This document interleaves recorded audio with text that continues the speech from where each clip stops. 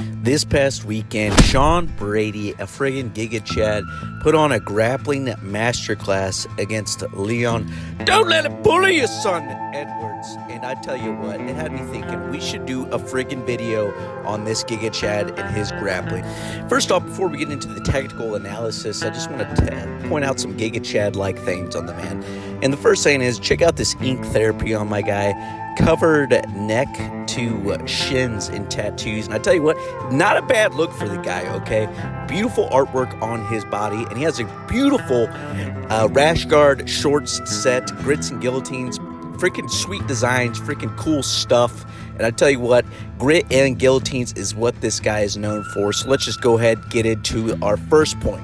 First thing I noticed when I was watching his grappling footage and MMA footage, that's right, I said it, he does grappling matches when he's not doing MMA bouts. He's freaking going on these side quests, taking out top-level grapplers. Anywho, the first thing I noticed is the commentators just kept on freaking saying how strong he was. Brady is so strong. He's Sean Brady, but I've been told he's incredibly strong physically. That's what everybody, like, he's got the reputation of Hercules. Which is a pretty Chadley compliment, but a little bit of a diss to your technique, all right? But it is pretty sick to be told how strong you are. And even Michael Chiesa in the middle of a fight says, hey, Sean, you're pretty strong, okay? Watch the clip. Paul was lying, you are pretty strong. I don't enjoy that. I don't enjoy that. So yeah, now that that's out there, we know that the man is strong. Let's dive into his technical aspects, okay? The first thing I want to point out is Sean takes your ass down and he freaking smothers you with top pressure, okay?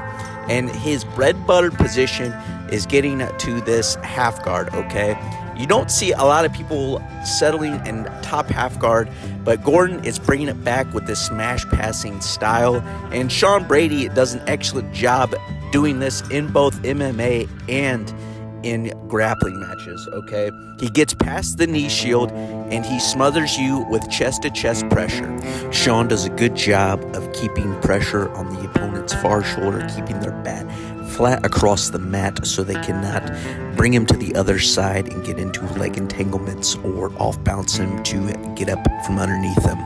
He uses that half guard against them and uses a variation of what I like to call a wrestling Turk, which is used to get near fall in wrestling. But he drives that pressure with his hip on the Turk leg and driving his pressure on the far shoulder, and usually coming over with an over back grip over a over tie where his elbow is on the far side of the opponent's head, which helps him pin that far shoulder down and smother them with pressure. You might be saying, if you're one of those Jiu-Jitsu nerds, why doesn't he hit the octopussy guard? You know what I'm saying?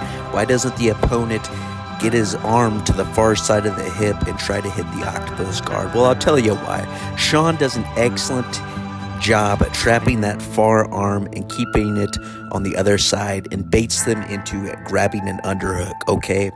Typically in grappling, underhooks are keen, so the bottom man thinks, hey, an underhook, this will help me get out.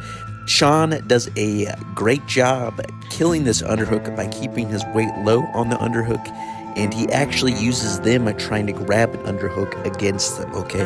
This feeds into his first submission dilemma, okay? And he threatens the kimura attack without even passing the guard, okay? The underhook is there, they take it, and they're a sucker for the bait, and he attacks this kimura.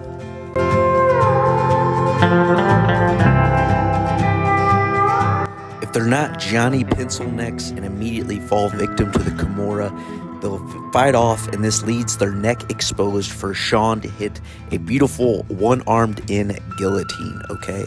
So what this second part of the submission dilemma does is it allows them to attack the neck, they freak out, and next thing you know, Sean is in a mounted guillotine, and the opponent is cooked, okay? Sometimes he finishes it with one arm, sometimes he finishes it with two hands, and I tell you what, that must be an insane squeeze. Watch him put a man to sleep here.